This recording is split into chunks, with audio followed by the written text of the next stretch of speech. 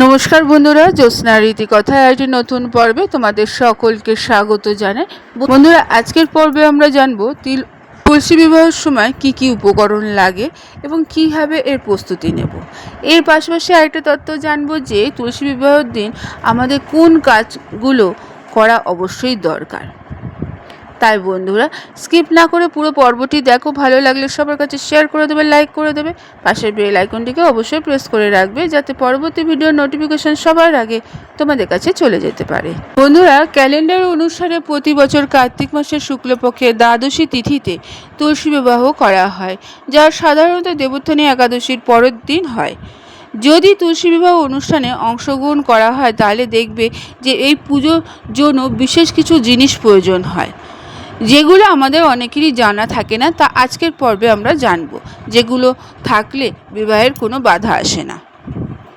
তুলসী বিবাহে যেসব সামগ্রী লাগে সেগুলি হলো তুলসী গাছ, শালগ্রাম শিলা, ভগবান বিষ্ণুর মূর্তি বা ছবি, লাল রঙের পরিষ্কার কাপড়, কলস ও পুজোর মঞ্চ এবং সিঙ্গারের আইটেম যেমন পায়ের পাতা, সিঁদুর, মেহেন্দি, বিন্দি বা টিপ, ওড়না, কাজল, সিঁদুর।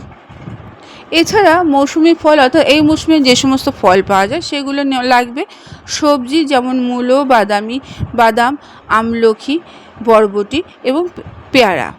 এছাড়া লাগবে কলা পাতা, হলুদের মূল অর্থাৎ হলুদ গাছের মূল, নারকেল, কর্পূর, ধূপ, প্রদীপ, চন্দন, এই সমস্ত সামগ্রীগুলো লাগবে।